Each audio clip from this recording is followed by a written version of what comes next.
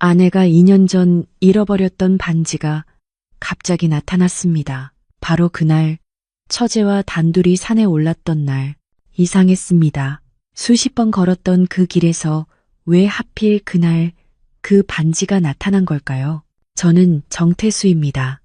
올해 54살 26년째 결혼 생활을 이어온 평범한 남자입니다.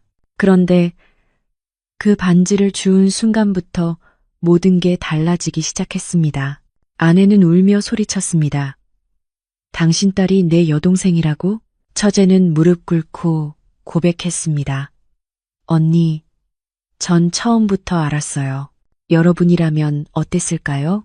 25년 전 비밀이 오늘 당신 앞에 나타난다면 당신은 어떻게 하시겠습니까? 저는 정태수입니다. 올해 54살 중소기업 관리팀장으로 일하고 있습니다. 매일 아침 7시 알람이 울립니다. 눈을 뜨면 천장이 보입니다. 하얗고 텅 빈 천장, 옆을 봅니다. 아내 윤정이 등을 돌리고 자고 있습니다. 어느새 우리는 이렇게 됐습니다. 등을 맞댄 채 자는 부부. 일어나 세면대 앞에 섭니다. 거울 속 남자를 봅니다. 주름진 얼굴, 흰머리 몇 가닥, 피곤한 눈. 이게 나라는 사실이 낯섭니다. 언제부터였을까요? 스스로가 낯설어진 게 출근 준비를 합니다. 거실로 나가면 윤정이 이미 식탁에 앉아 있습니다. 신문을 보거나 휴대폰을 만지작거립니다. 좋은 아침이라고 말하지 않습니다.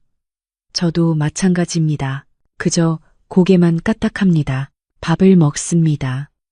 숟가락 소리만 들립니다. 이게 우리의 아침입니다. 26년째 이어온 결혼 생활. 처음엔 사랑했습니다. 정말로. 윤정의 웃음소리가 좋았습니다. 손을 잡고 영화를 보러 갔습니다. 주말이면 한강을 걸었습니다. 하지만 세월이 흐르면서 뭔가 식어갔습니다. 아이가 없었던 것도 이유였을까요? 아니면 그냥 시간이 우릴 지치게 만든 걸까요? 이젠 말이 줄었습니다. 웃지 않습니다. 싸우지도 않습니다. 그냥 나란히 존재할 뿐입니다. 외롭습니다. 인정하고 싶지 않았지만 사실입니다. 같은 집에 살면서도 혼자인 것 같습니다. 밤에 침대에 누우면 천장만 보입니다. 옆에 사람이 있는데도 손을 뻗지 못합니다. 언제부터 이렇게 멀어진 걸까요? 기억이 나지 않습니다. 2년 전이었습니다. 윤정의 여동생 한소정이 우리 집에 들어왔습니다. 이혼했다고 했습니다.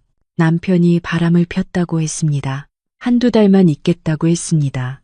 그런데 2년이 지났습니다. 소정은 저보다 7살 어립니다. 조용한 사람입니다. 말이 적습니다. 아침엔 일찍 일어나 커피를 끓입니다. 집안일을 돕습니다. 설거지도 하고 빨래도 개십니다. 윤정이 일 나갔을 땐 저녁을 차려줍니다. 처음엔 불편했습니다. 남의 여자가 집에 산다는 게 어색했습니다. 밤에 복도에서 마주치면 어디를 봐야 할지 몰랐습니다. 하지만 시간이 지나니 익숙해졌습니다. 소정은 존재감이 없는 사람처럼 살았습니다. 조용히 자기 방에 있다가 조용히 나왔습니다. 우리 부부 사이에 끼어들지 않았습니다. 그냥 그림자처럼 있었습니다. 가끔 소정의 방에서 작은 소리가 들렸습니다. 우는 소리 같았습니다. 하지만 묻지 않았습니다. 물을 권리가 없다고 생각했습니다. 그녀도 외로울 것입니다. 이혼하고 친정에 얹혀 사는 여자. 아마 밤마다 혼자 울었을 것입니다. 그런 생각을 하면 가슴이 답답했습니다. 하지만 어쩔 수 없었습니다. 그게 다른 사람의 삶이니까요. 매주 토요일 아침이면 우린 셋이 북한산을 올랐습니다. 윤정이 시작한 일입니다. 어느 날 갑자기 말했습니다. 우리 산에 가요. 건강도 챙기고 가족끼리 시간도 보내자고. 저는 솔직히 귀찮았습니다. 주말까지 일찍 일어나는 게 싫었습니다. 하지만 윤정의 눈빛이 오랜만에 반짝였습니다. 뭔가 기대하는 표정이었습니다. 거절할 수 없었습니다. 산길은 늘 똑같았습니다. 윤정이 앞서 걷습니다. 빠른 걸음으로 저와 소정이 뒤따릅니다. 별다른 대화는 없습니다. 그냥 묵묵히 걷습니다. 숨소리, 발걸음 소리, 바람 소리, 그게 전부입니다. 정상에 오르면 삼각김밥을 나눠 먹습니다. 서울을 내려다봅니다. 회색 건물들이 빼곡합니다. 10분쯤 있다가 내려옵니다. 집으로 돌아옵니다. 각자 방으로 들어갑니다. 그게 우리의 토요일이었습니다. 반복되는 일상, 특별할 것 없는 시간. 하지만 그날은 달랐습니다. 금요일 밤이었습니다. 윤정이 거실로 나왔습니다. 무릎을 짚으며 얼굴을 찡그렸습니다. 여보, 미안한데 이번 주는 나 빠질게. 무릎이 좀 안 좋아서 병원에서 무리하지 말라고 했어. 저는 고개를 끄덕였습니다. 그럼 쉬어. 나도 안 가면 되지. 사실 속으론 안도했습니다. 주말에 늦잠 잘 수 있겠다는 생각. 그때였습니다. 소정이 부엌에서 나왔습니다. 형부, 저랑 가요. 언니도 괜찮대요. 제가 언니한테 물어봤어요. 저는 윤정을 봤습니다.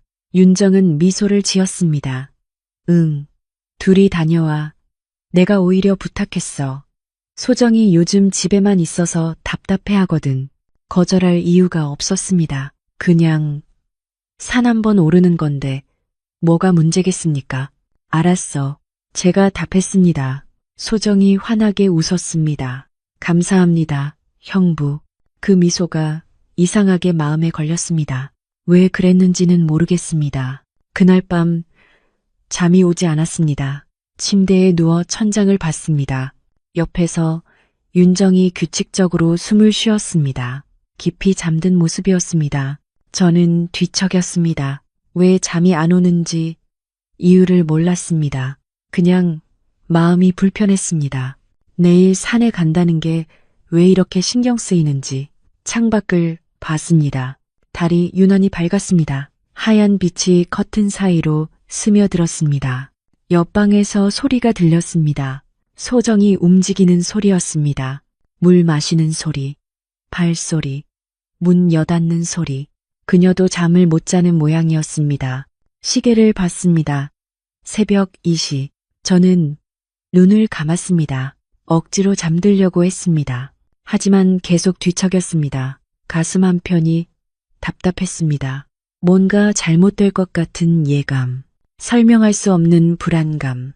저는 그걸 무시했습니다. 기분 탓이라고 생각했습니다. 토요일 아침이 밝았습니다. 알람보다 먼저 눈이 떠졌습니다. 5시 30분. 평소보다 30분 일찍 일어난 겁니다. 거실로 나갔습니다. 소정이 이미 준비를 하고 있었습니다. 검은색 등산복을 입고 머리를 단정히 묶은 모습. 화장은 하지 않았습니다. 하지만 뭔가 달라 보였습니다. 처음으로 그녀를 제대로 본 것 같았습니다. 형부, 커피 드릴까요? 소정이 물었습니다. 목소리가 부드러웠습니다. 저는 고개를 끄덕였습니다. 고마워. 소정이 커피를 내렸습니다. 따뜻한 김이 올라왔습니다. 향기가 코를 찔렀습니다. 저는 커피를 받아 마셨습니다. 쓰면서도 달콤했습니다. 잘 탔네. 제가 말했습니다. 소정이 웃었습니다. 형부 취향 알아요. 설탕 반 스푼, 우유 조금. 저는 놀랐습니다. 언제 제 취향을 알았을까요? 2년 동안 지켜봤던 걸까요? 뭔가 묘한 기분이 들었습니다. 준비를 마치고 현관으로 향했습니다. 윤정이 방에서 나왔습니다. 잠옷 차림이었습니다. 얼굴이 부었습니다. 조심히 다녀와.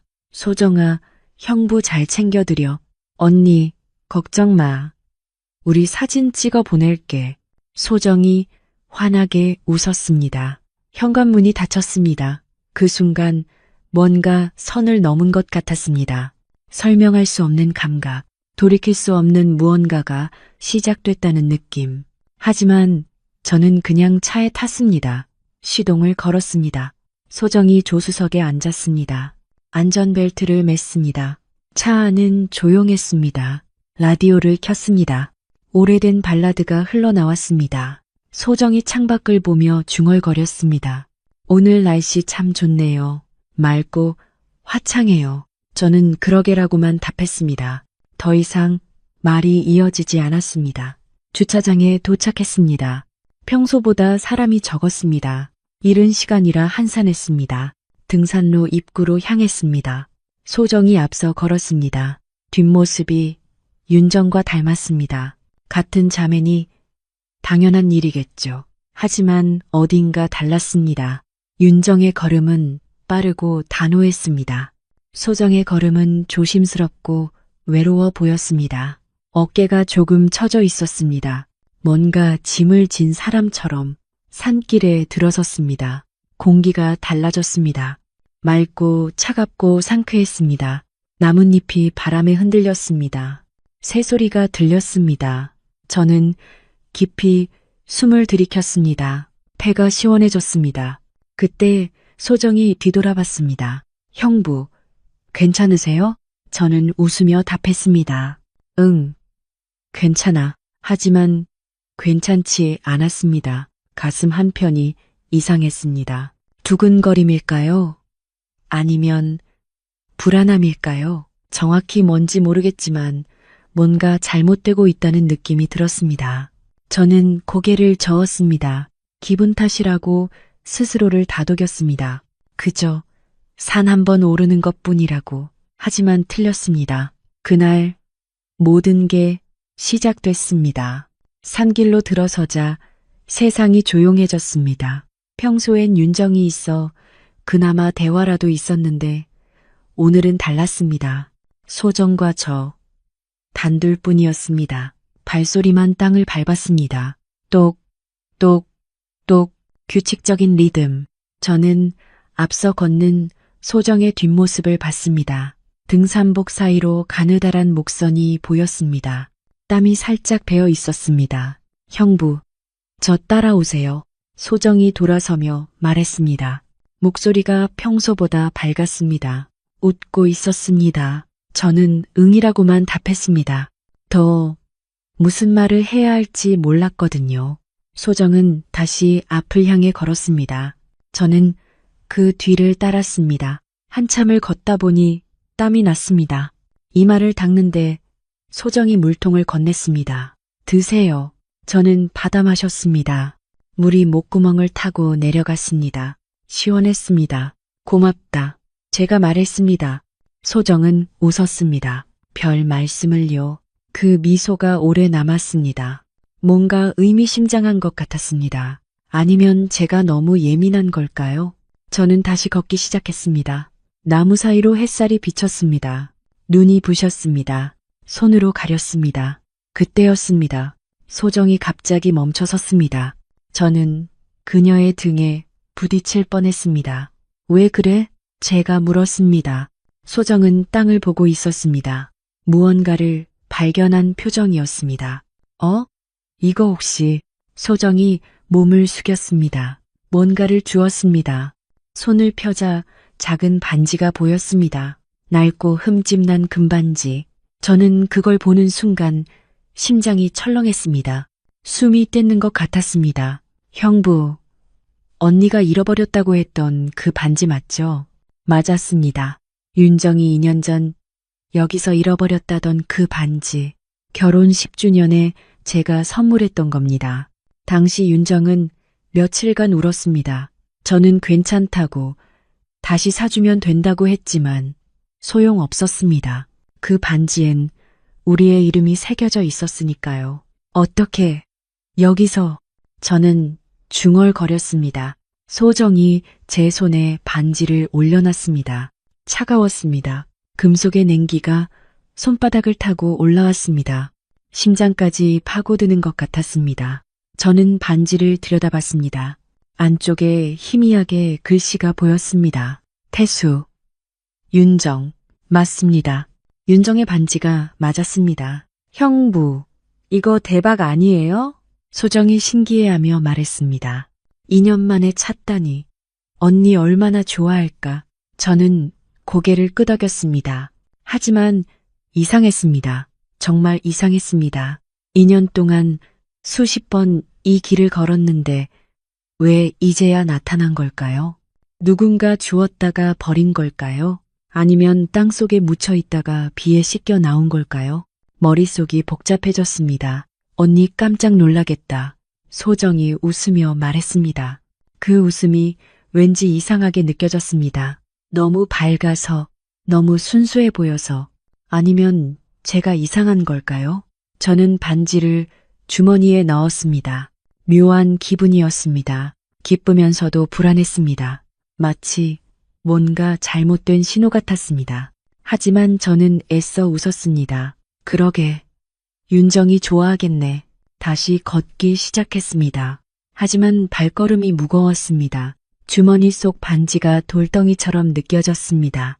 저는 자꾸 그쪽으로 손이 갔습니다.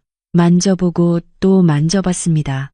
정말 윤정의 반지가 맞는지 확인하려는 듯 뜨거웠습니다. 반지가 뜨거웠습니다. 제 죄책감 때문일까요? 아직 아무것도 하지 않았는데 왜 죄책감을 느끼는 걸까요? 형부, 괜찮으세요? 소정이 물었습니다. 저는 괜찮아라고 답했습니다. 거짓말이었습니다. 괜찮지 않았습니다. 가슴이 답답했고 머리가 복잡했습니다. 하지만 말할 수 없었습니다. 뭐라고 설명해야 할지 몰랐으니까요. 정상까지는 30분 정도 더 걸렸습니다. 오르는 내내 저는 말이 없었습니다. 소정도 더 이상 말을 걸지 않았습니다. 그냥 묵묵히 걸었습니다. 바람소리와 새소리만 들렸습니다. 가끔 다른 등산객들과 스쳤습니다. 안녕하세요. 인사를 나눴습니다. 하지만 그뿐이었습니다. 우리는 다시 침묵 속으로 빠져들었습니다. 정상에 도착했습니다. 서울이 한눈에 보였습니다. 회색 건물들이 빼곡했습니다. 차들이 개미처럼 움직였습니다. 구름이 낮게 깔려 있었습니다. 소정이 깊이 숨을 들이켰습니다. 와, 여기 올 때마다 기분 좋아요. 세상이 작아 보여요. 내 고민도 작아지는 것 같고 저는 고개를 끄덕였습니다. 바위에 앉아 물을 마셨습니다. 주머니 속 반지를 또 만졌습니다. 여전히 거기 있었습니다. 차갑고 무거운 그것이 형부, 사진 찍어요. 소정이 휴대폰을 꺼내며 말했습니다. 언니한테 보낼게요. 우리 잘 다녀왔다고. 저는 잠시 망설였습니다. 사진을 찍는 게 왠지 꺼려졌습니다. 증거가 남는 것 같았습니다. 무슨 증거냐고요? 저도 잘 모르겠습니다. 그냥 불편했습니다. 하지만 거절할 이유가 없었습니다. 그래, 찍자. 소정이 제 옆으로 다가왔습니다. 가까웠습니다. 어깨가 닿을 정도로 향기가 났습니다. 달콤하면서도 익숙한 향기. 저는 몸을 살짝 때려 했습니다. 하지만 소정이 팔을 뻗어 제 어깨에 살짝 기댔습니다. 형부, 좀 더 붙어요. 안 그럼 화면에 안 담겨요. 찰칵 셔터 소리가 났습니다. 한 번, 두 번. 소정은 여러 장을 찍었습니다. 각도를 바꿔가며 표정을 바꿔가며 잘 나왔다. 형부, 보세요. 소정이 화면을 보여줬습니다. 사진 속 우리는 웃고 있었습니다. 어깨가 맞닿아 있었고 배경엔 서울 시내가 펼쳐져 있었습니다. 자연스러워 보였습니다. 너무 자연스러워서 오히려 이상했습니다. 마치 오래 알고 지낸 사람들처럼, 마치 편안한 관계처럼. 언니한테 바로 보낼게요. 소정이 휴대폰을 만지작거렸습니다. 저는 그 모습을 봤습니다. 뭔가 잘못됐다는 생각이 들었습니다. 하지만 정확히 뭐가 잘못됐는지 알 수 없었습니다. 그냥 불편했습니다. 사진 속 우리가 너무 자연스러워 보여서 보냈어요. 언니가 좋아하겠다. 소정이 웃었습니다. 저는 억지로 웃음을 지었습니다. 주머니 속 반지가 다시 무겁게 느껴졌습니다. 저는 하늘을 봤습니다. 구름이 천천히 흘러갔습니다. 이 순간이 그저 지나가길 바랐습니다. 하지만 그 사진은 지나가지 않았습니다. 훗날 그 한 장이 모든 걸 바꿔놓을 줄 그땐 몰랐습니다. 하산길은 올라갈 때보다 조용했습니다. 소정은 앞서거니 뒤서거니 하며 걸었습니다. 가끔 돌아보며 웃었습니다. 저는 그저 따라 걸었습니다. 머릿속은 온통 그 반지 생각뿐이었습니다. 왜 하필 오늘 나타났을까? 왜 소정이 발견했을까? 우연일까? 아니면, 아니, 무슨 생각을 하는 거야? 저는 고개를 저었습니다. 형부, 배고프지 않으세요? 소정이 물었습니다. 조금만 내려가면 쉼터 있어요. 거기서 김밥 먹어요. 저는 고개를 끄덕였습니다. 사실 배가 고프진 않았습니다. 하지만 거절할 이유도 없었습니다. 그때였습니다. 하늘이 갑자기 어두워졌습니다. 구름이 몰려왔습니다. 먹구름이었습니다. 빠르게 산을 덮었습니다. 바람이 세게 불었습니다. 나뭇가지가 흔들렸습니다. 비 오려나? 소정이 하늘을 올려다봤습니다. 저도 봤습니다. 하늘이 온통 회색이었습니다. 후두둑 빗방울이 떨어졌습니다. 한 방울, 두 방울, 이마에, 어깨에, 손등에, 그러더니 갑자기 쏟아지기 시작했습니다. 폭우였습니다. 형부, 뛰어요. 소정이 소리쳤습니다. 우린 뛰기 시작했습니다. 비가 옷을 적셨습니다. 머리카락이 얼굴에 달라붙었습니다. 숨이 찼습니다. 신발 안으로 물이 스며들었습니다. 저기요. 산장이에요. 소정이 앞서 달렸습니다. 나무로 만든 작은 건물이 보였습니다. 문이 열려 있었습니다. 우린 뛰어들어갔습니다. 헉, 헉, 숨이 찼습니다. 심장이 빠르게 뛰었습니다. 산장 안은 텅 비어 있었습니다. 나무 벤치 몇 개와 낡은 탁자가 전부였습니다. 창문 너머로 비가 세차게 내리는 게 보였습니다.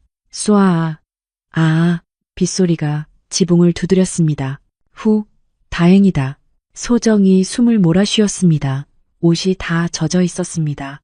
머리에서 물이 뚝뚝 떨어졌습니다. 얼굴이 붉었습니다. 뛰어서 그런지 아니면 추워서 그런지 저도 마찬가지였습니다. 셔츠가 몸에 달라붙었습니다. 등산화에서 물이 찰랑거렸습니다. 저는 배낭을 내려놓고 벤치에 앉았습니다. 이것 참 말이 안 나왔습니다. 예상치 못한 상황이었습니다. 일기예보에선 맑다고 했는데 형부, 옷 좀 벗으세요. 감기 걸려요. 소정이 말했습니다. 저는 망설였습니다. 하지만 옷이 너무 불편했습니다. 무겁고 축축했습니다.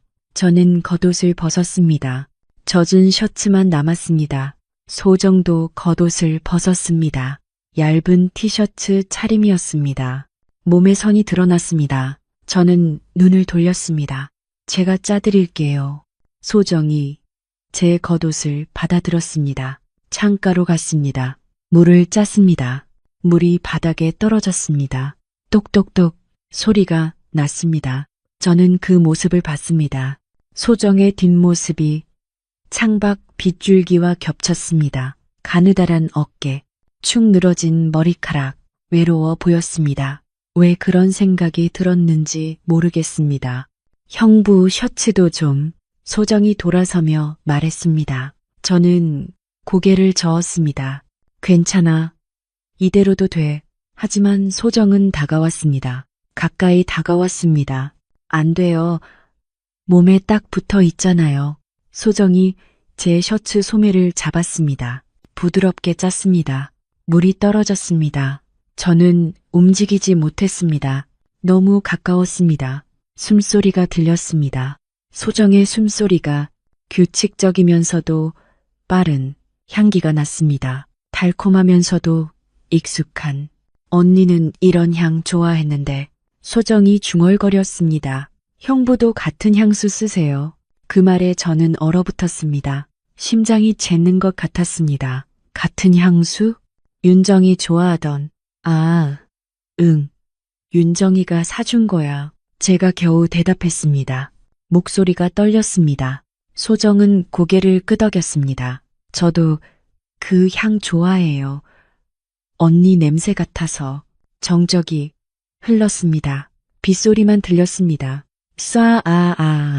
저는 숨을 참았습니다.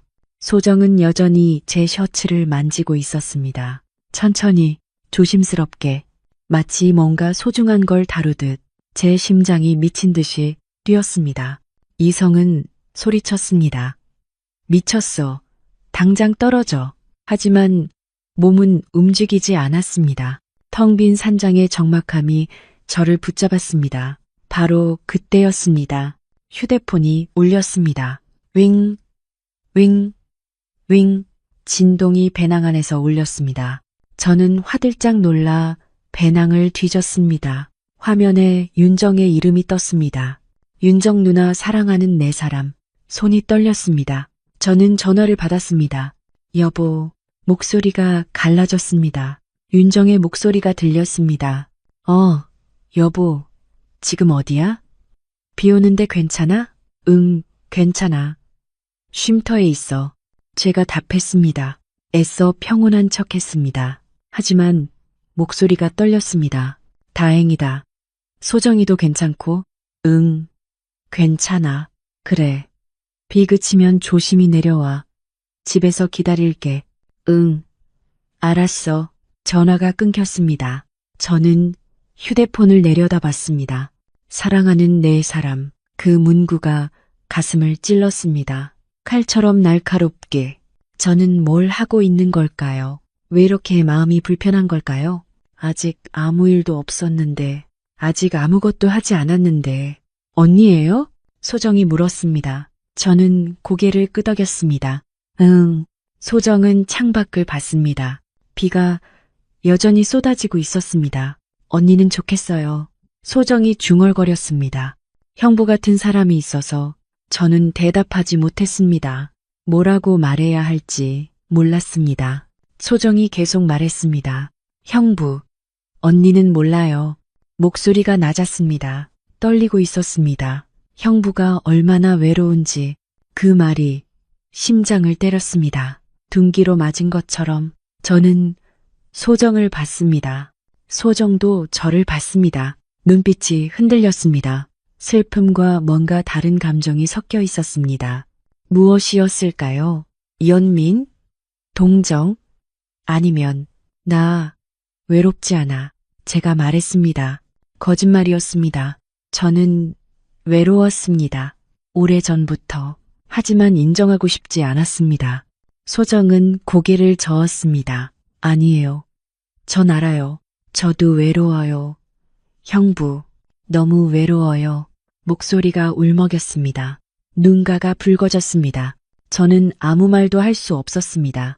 비는 계속 내렸습니다. 우린 아무 말도 하지 않았습니다. 그저 빗소리만 산장을 채웠습니다. 쏴. 저는 주머니 속 반지를 만졌습니다. 차갑고 무거웠습니다. 마치 죄의 무게처럼 아직 짓지 않은 죄에 30분쯤 지났을까요? 비가 그쳤습니다. 약한 햇살이 구름 사이로 비쳤습니다. 이제 내려가야죠. 제가 말했습니다. 소정은 고개를 끄덕였습니다. 우린 젖은 옷을 입고 산장을 나섰습니다. 하지만 뭔가 달라져 있었습니다. 우리 사이의 공기가, 우리 사이의 거리가, 우리 사이의 선이, 그날 선이 흔들리기 시작했습니다. 보이지 않는 선이, 넘어서는 안 될 선이, 그 선이 조금씩 지워지고 있었습니다.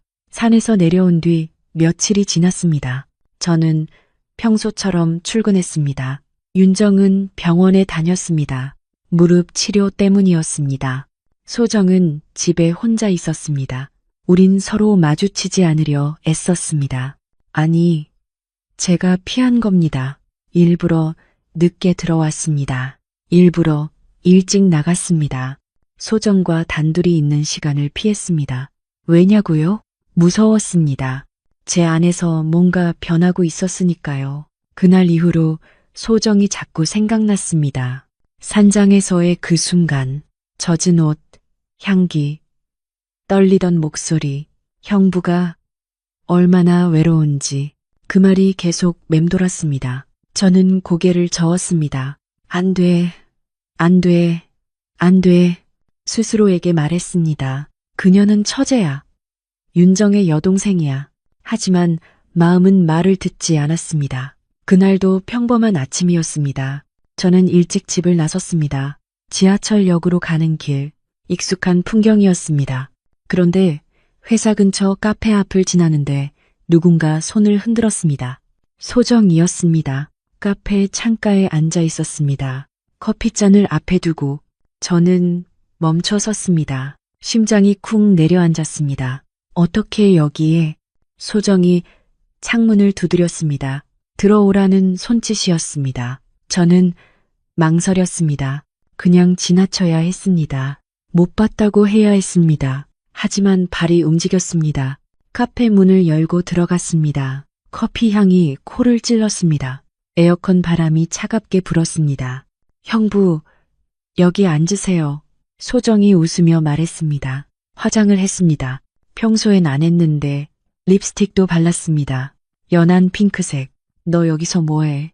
제가 물었습니다. 목소리가 굳었습니다. 소정은 태연하게 답했습니다.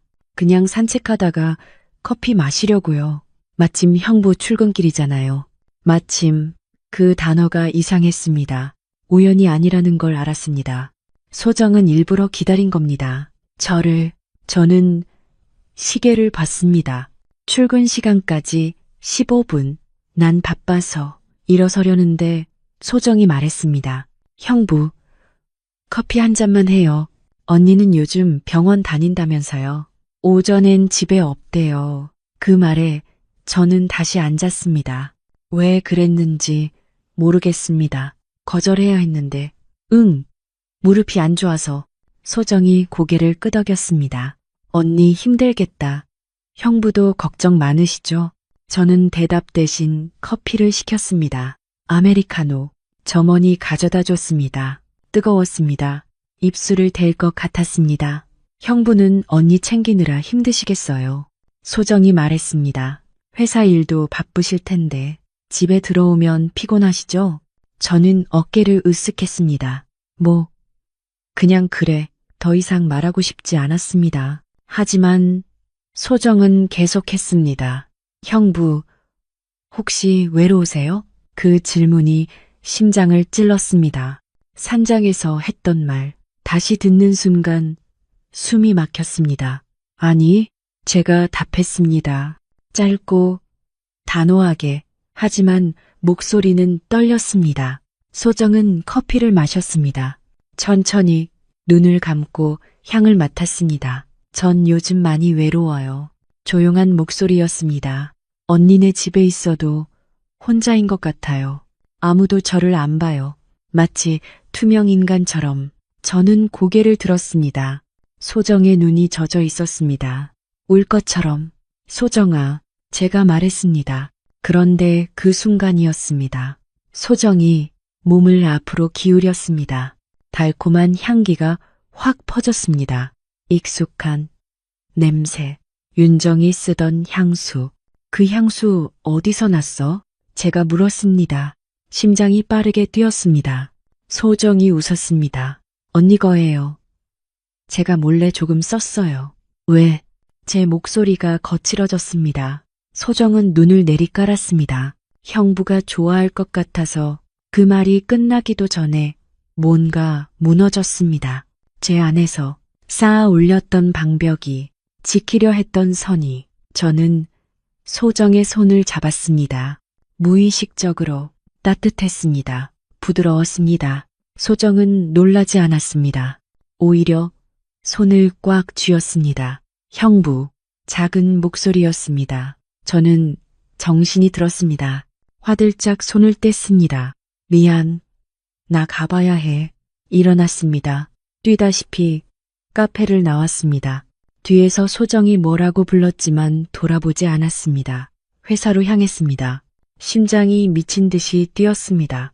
손이 떨렸습니다. 방금 뭘 한 거야? 제가 중얼거렸습니다. 처제 손을 잡다니. 미쳤어. 하지만 그 따뜻함이 아직도 손에 남아 있었습니다. 그날 이후 일주일이 지났습니다. 저는 소정을 피했습니다. 집에서도 눈을 마주치지 않았습니다. 하지만 소정은 계속 나타났습니다. 회사 근처에서, 지하철역에서, 슈퍼마켓에서 우연을 가장했습니다. 하지만 우연이 아니었습니다. 매번 저는 도망쳤습니다. 하지만 어느 날 저녁 회사에서 야근을 하고 나왔습니다. 밤 10시였습니다. 회사 앞에 소정이 서 있었습니다. 형부, 기다렸어요. 왜? 제가 물었습니다. 거칠게. 소정은 고개를 숙였습니다. 형부가 저를 피하니까요. 제가 뭘 잘못했나요? 아무것도. 제가 답했습니다. 그냥 이러면 안 돼. 왜요? 소정이 고개를 들었습니다. 눈빛이 슬펐습니다. 왜 이러면 안 돼요? 전 그냥 형부랑 얘기하고 싶은데. 친구처럼. 친구? 제가 비웃었습니다. 우린 친구가 아니야. 그럼 뭔데요? 소정이 물었습니다. 한 발 다가왔습니다. 저는 뒤로 물러났습니다. 벽에 등이 닿았습니다. 더 이상 물러날 곳이 없었습니다. 형부는 저를 뭐라고 생각하세요? 소정이 또 다가왔습니다. 가까웠습니다. 너무 가까웠습니다. 처제, 제가 중얼거렸습니다. 그 말이 거짓처럼 들렸습니다. 정말요? 소정이 속삭였습니다. 정말 전 그냥 처제예요? 저는 대답할 수 없었습니다. 목이 메었습니다. 소정이 제 셔츠를 잡았습니다. 형부, 전 외로워요. 너무 외로워요. 저도 외로웠습니다. 오랫동안 견딜 수 없을 만큼. 그래서 저는 무너졌습니다. 그날 밤 저는 용서받을 수 없는 선을 넘었습니다. 그 후 한 달이 지났습니다. 우린 비밀 관계가 됐습니다. 윤정이 병원 가는 날, 윤정이 회사 가는 날, 우린 만났습니다. 모텔에서 숨어서 죄를 지으며 매번 끝나고 나면 후회했습니다. 거울 속 제 얼굴이 낯설었습니다. 이게 나야? 이런 짓을 하는 사람이. 하지만 멈출 수 없었습니다. 외로움은 마약 같았습니다. 한 번 맛보면 끊을 수 없는. 소정도 마찬가지였습니다. 우린 서로를 파괴하고 있었습니다. 알면서도 멈추지 못했습니다. 집에서 윤정과 마주칠 때마다 가슴이 찢어졌습니다. 여보, 오늘 저녁 뭐 먹을래? 윤정이 물으면 저는 웃으며 답했습니다. 아무거나 괜찮아. 하지만 그 웃음이 거짓이었습니다. 모든 게 거짓이었습니다. 윤정은 눈치챘을까요? 가끔 저를 이상하게 쳐다봤습니다. 여보, 요즘 피곤해 보여. 괜찮아? 응. 회사 일이 좀 많아서. 거짓말이었습니다. 매일 거짓말을 했습니다. 그러던 어느 날이었습니다. 퇴근 후 소정과 만나기로 한 날. 회사 근처 모텔이었습니다. 항상 가던 곳. 방에 들어갔습니다. 소정이 먼저 와 있었습니다. 창가에 서서 밖을 보고 있었습니다. 뒷모습이 슬퍼 보였습니다. 왔어? 소정이 돌아섰습니다. 눈이 붉었습니다. 울었던 모양이었습니다. 왜 울어? 제가 물었습니다. 소정은 고개를 저었습니다. 아무것도 아니에요. 그냥 우리 이러면 안 되는데. 저는 아무 말도 할 수 없었습니다. 소정이 맞았습니다. 우린 이러면 안 됐습니다. 하지만 멈출 수 없었습니다. 형부, 소정이 다가왔습니다. 우리 도망칠까요? 멀리 아무도 모르는 곳으로. 미쳤어? 제가 말했습니다. 어떻게 그럴 수 있어? 윤정은 어떻게 하고? 언니는. 소정의 목소리가 떨렸습니다. 언니는 형부를 사랑하지 않아요. 전 알아요. 그 말이 가슴을 찔렀습니다. 사실이었으니까요. 윤정과 저는 사랑이 식은 지 오래였습니다. 하지만 그렇다고 해서 이게 정당화될까요? 배신이 용서될까요? 안 돼. 제가 말했습니다. 우린 끝내야 해. 소정이 울음을 터뜨렸습니다. 싫어요. 형부 없으면 전 어떻게 해요? 저는 소정을 안았습니다. 마지막으로 미안해. 정말 미안해. 하지만 이건 잘못됐어. 우린 끝내야 해. 그날 우린 헤어지기로 했습니다. 더 이상 만나지 않기로. 하지만 운명은 다른 계획이 있었습니다. 일주일 후였습니다. 집에 일찍 들어왔습니다. 회의가 취소돼서였습니다. 현관문을 열었습니다. 집안이 조용했습니다. 이상했습니다. 윤정의 신발이 있었습니다. 집에 있다는 뜻이었습니다. 여보? 제가 불렀습니다. 대답이 없었습니다. 안방으로 갔습니다. 문이 조금 열려 있었습니다. 안을 봤습니다. 윤정이 침대에 앉아 있었습니다. 손에 종이를 들고 여보, 뭐해? 제가 물었습니다. 윤정이 고개를 들었습니다. 얼굴이 창백했습니다. 눈이 충혈돼 있었습니다. 울었던 모양이었습니다. 이게 뭐야?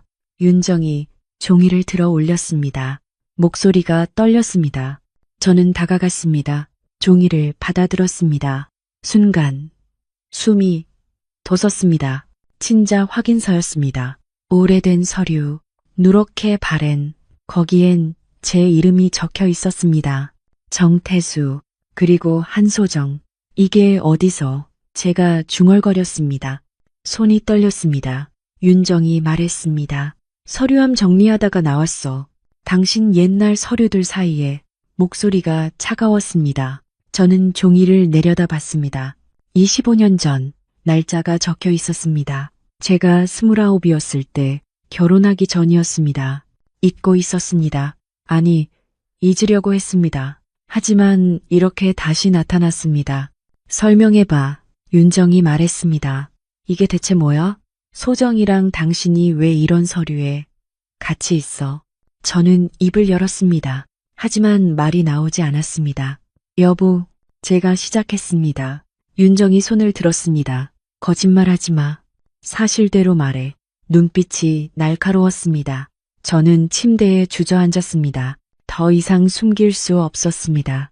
25년 전이었어. 제가 말했습니다. 목소리가 갈라졌습니다.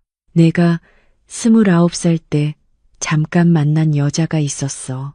이름도 기억 안 나. 한두 달 사귀었어. 윤정이 숨을 들이켰습니다. 하지만 말없이 들었습니다. 그 여자가 임신했어. 나한테 말했어. 하지만 난 도망쳤어. 부끄러웠습니다. 인정하기 싫었습니다. 하지만 사실이었습니다. 젊고 어리석었던 저는 도망쳤습니다. 책임을 지지 않았습니다. 그 여자는 혼자 아이를 낳았어. 그리고 입양을 보냈어. 입양을.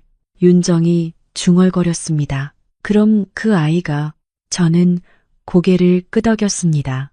한소정이야. 내 딸이야. 그 말이 입 밖으로 나오는 순간 모든 게 무너졌습니다. 윤정이 비명을 질렀습니다. 뭐라고? 소리가 방을 가득 채웠습니다. 소정이가 당신 딸이라고? 손이 떨렸습니다. 온몸이 떨렸습니다. 그럼 소정은 내 여동생이 아니라. 여보, 진정해. 제가 말했습니다. 하지만 윤정은 진정하지 못했습니다. 일어나서 방을 왔다 갔다 했습니다. 어떻게 이럴 수가.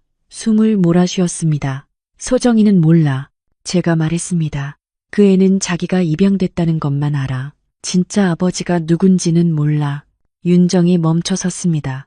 저를 봤습니다. 눈빛이 불타올랐습니다. 그래서 우리 집에 들어온 거야? 여동생이라고 속이고. 제가 고개를 저었습니다. 아니야. 그건 우연이었어. 소정이는 정말 우연히 당신 여동생으로 입양된 거야. 나도 몰랐어. 처음엔 정말 몰랐어. 거짓말. 윤정이 소리쳤습니다. 어떻게 그럴 수가 있어. 당신 딸이 내 여동생이 됐는데 몰랐다고? 믿을 수 없다는 표정이었습니다. 저도 믿기 힘들었습니다. 하지만 사실이었습니다. 정말이야. 나도 최근에 알았어. 제가 말했습니다. 서류를 보고. 그제야 알았어. 윤정이 비웃었습니다. 최근에? 언제? 몇 달 전? 몇 달 전에 알았으면서 나한테 말 안 했어? 윤정의 목소리가 날카로웠습니다. 어떻게 그럴 수가 있어. 우리 집에 당신 딸이 살고 있는데. 손으로 머리를 감쌌습니다. 저는 아무 말도 할 수 없었습니다. 변명의 여지가 없었습니다. 잘못한 건 저였습니다. 처음부터 끝까지. 25년 전에도, 지금도. 그리고 윤정이 말을 이었습니다. 목소리가 떨렸습니다. 산에 같이 갔잖아. 둘이서 사진도 찍고. 저는 고개를 숙였습니다. 그것도 우연이었어. 우연? 윤정이 비웃었습니다. 모든 게 우연이야? 당신 딸이 내 여동생이 된 것도, 우리 집에 들어온 것도, 당신이랑 단둘이 산에 간 것도? 목소리가 점점 높아졌습니다. 그때였습니다. 현관문이 열리는 소리가 들렸습니다. 소정이 돌아온 겁니다. 언니, 형부, 저 왔어요. 밝은 목소리였습니다. 윤정이 저를 봤습니다. 눈빛이 차가웠습니다. 나가봐. 윤정이 말했습니다. 소정이한테 아무 말도 하지 마. 내가 생각 좀 해볼게. 저는 고개를 끄덕였습니다. 방을 나갔습니다. 다리가 후들거렸습니다. 거실로 나갔습니다.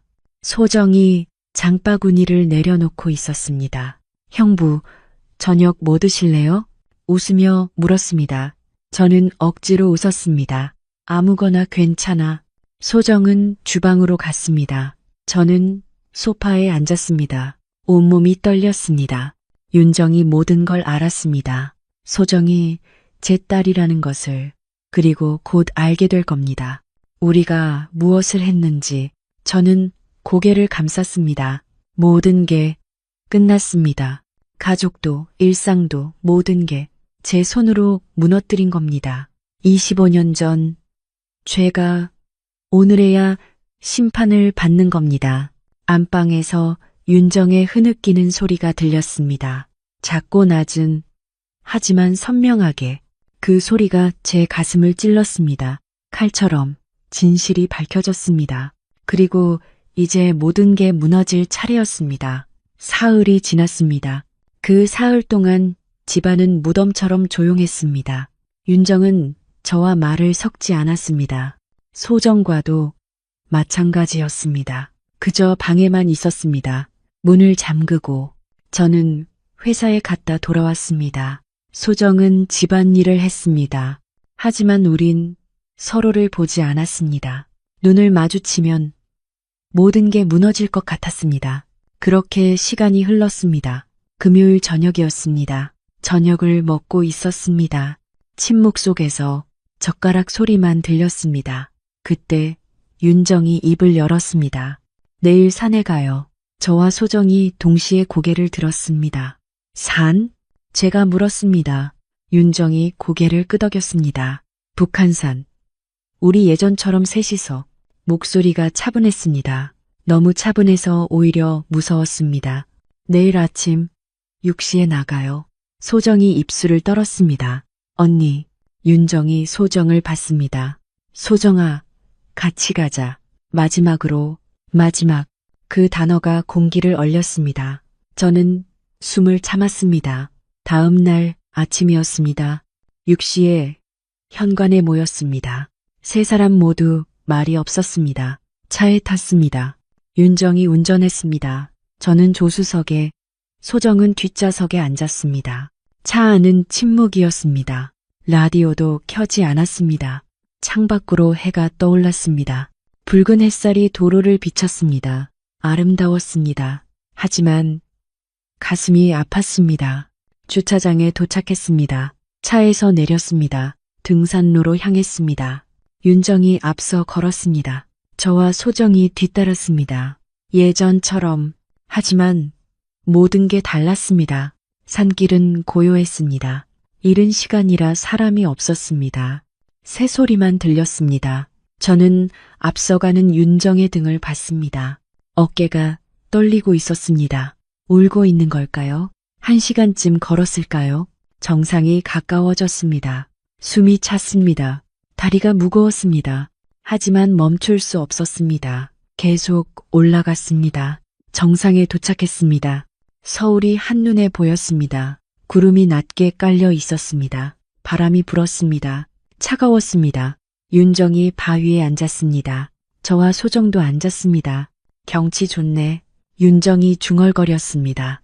우리 여기 많이 왔었지. 저는 고개를 끄덕였습니다. 응.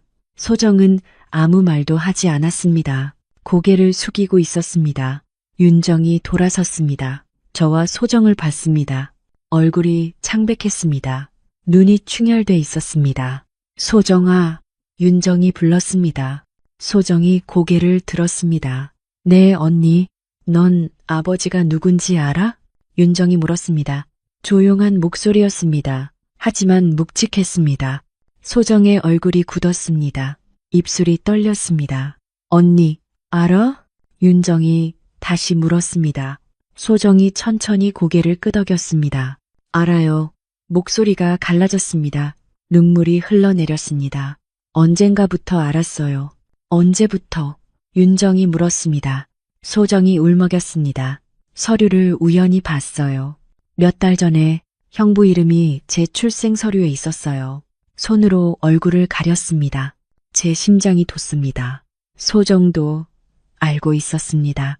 몇 달 전부터 그럼 산에 갔을 때도 카페에서 만났을 때도 모든 걸 알고 있었다는 겁니까? 그걸 알면서 윤정의 목소리가 떨렸습니다. 알면서 왜 그런 짓을 했어?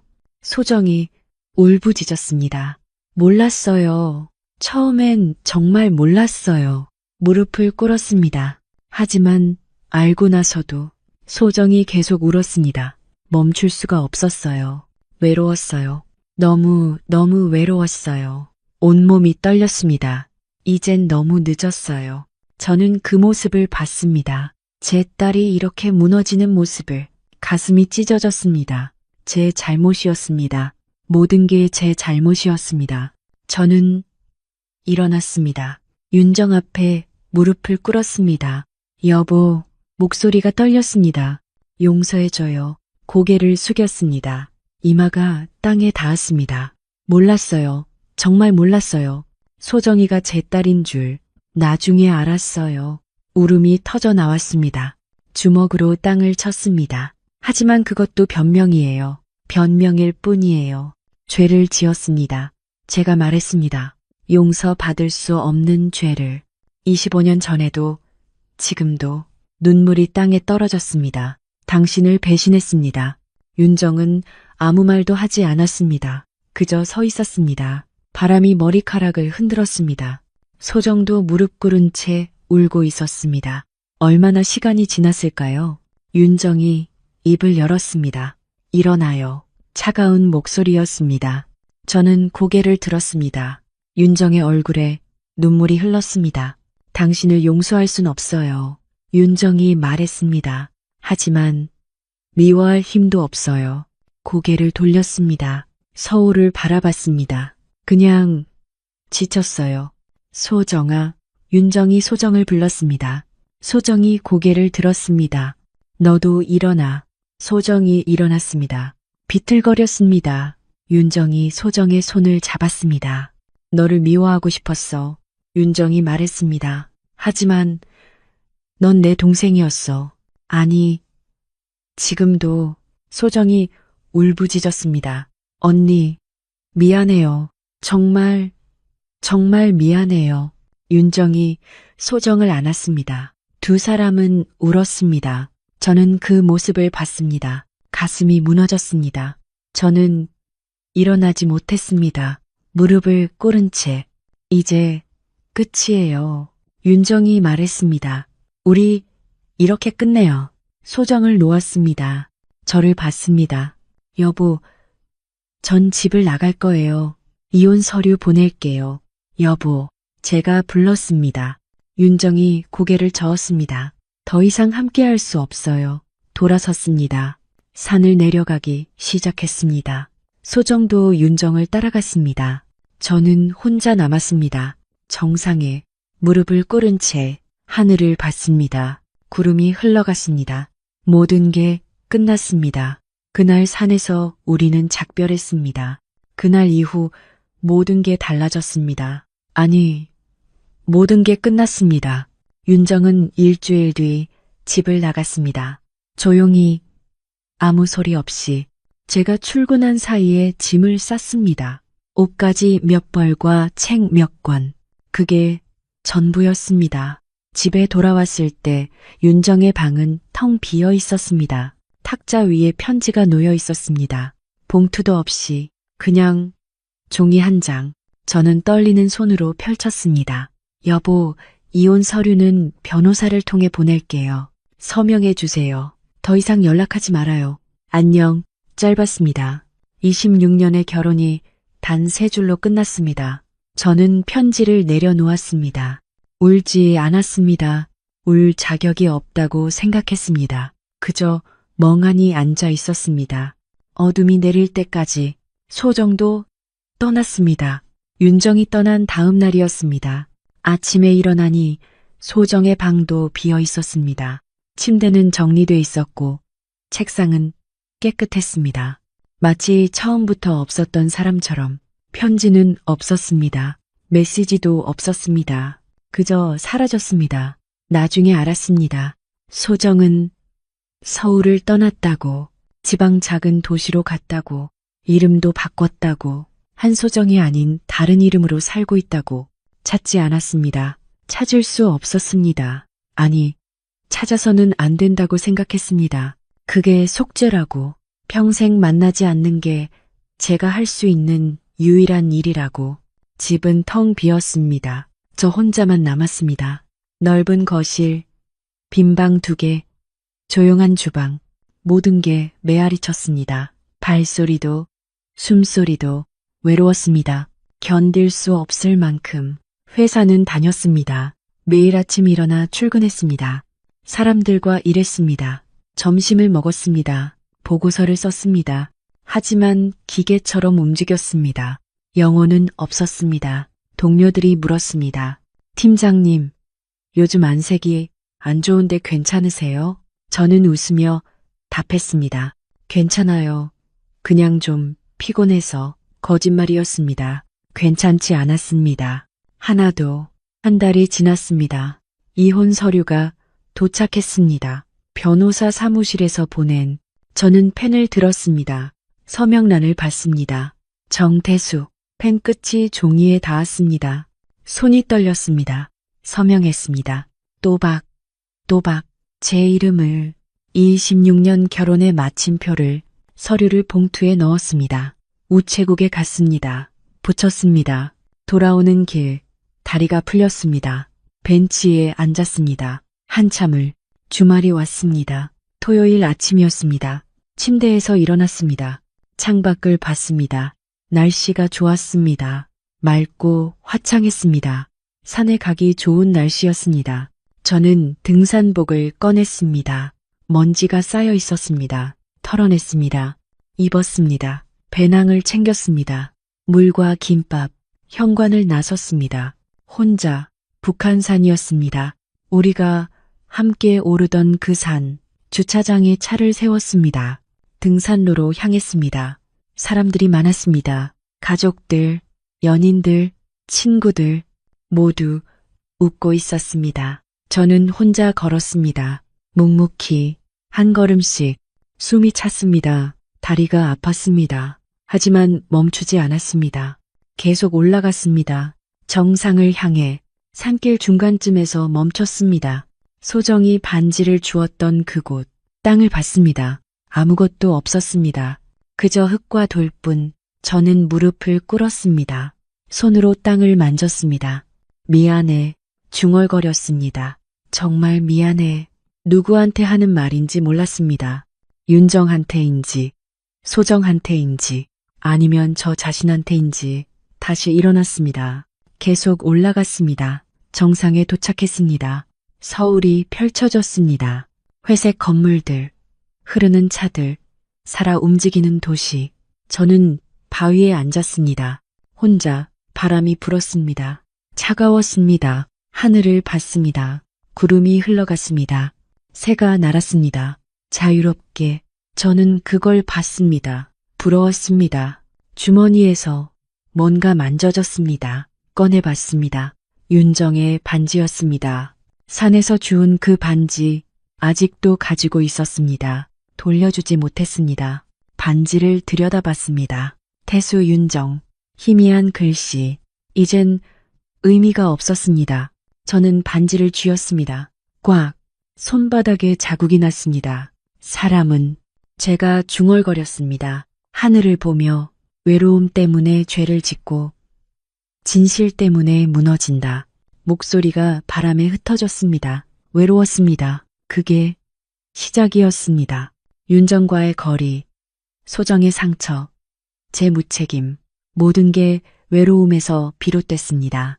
그리고 진실이 드러났을 때 모든 게 무너졌습니다. 이제 저는 혼자였습니다. 완전히, 철저히. 이게 제 벌이었습니다. 평생 혼자 사는 것, 후회하며 사는 것, 그게 제가 감당해야 할 죗값이었습니다. 해가 기울었습니다. 산을 내려가야 했습니다. 저는 일어났습니다. 한 번 더 서울을 봤습니다. 저 어딘가에 윤정이 있을 겁니다. 소정도 있을 겁니다. 각자의 삶을 살며 저도 살아야 했습니다. 이 죄책감을 안고 이 후회를 짊어지고 그게 제가 할 수 있는 전부였습니다. 도망치지 않고 기억하며 속죄하며 사는 것. 산을 내려갔습니다. 천천히 발을 내디딜 때마다 생각했습니다. 앞으로 어떻게 살아야 할지, 어떻게 이 무게를 견뎌야 할지. 주차장에 도착했습니다. 차에 탔습니다. 시동을 걸었습니다. 집으로 향했습니다. 텅 빈 집으로. 그게 제 일상이었습니다. 앞으로도 계속 그렇게 저는 살아갑니다. 매일 아침 일어나고, 출근하고, 돌아오고, 잠듭니다. 가끔 산에 갑니다. 혼자 그곳에서 하늘을 봅니다. 용서를 구합니다. 받을 수 없는 용서를. 세 사람은 각자의 길을 갔습니다. 윤정은 새로운 삶을, 소정은 새로운 이름을, 저는 끝없는 후회를. 우리는 다시 만나지 않을 겁니다. 평생. 하지만 기억은 남습니다. 그날의 산, 그날의 비, 그날의 진실, 모든 게 제 안에 새겨져 있습니다. 지울 수 없이. 이게 제 이야기입니다. 한 남자의 죄와 벌, 그리고 끝나지 않는 속죄의 시간.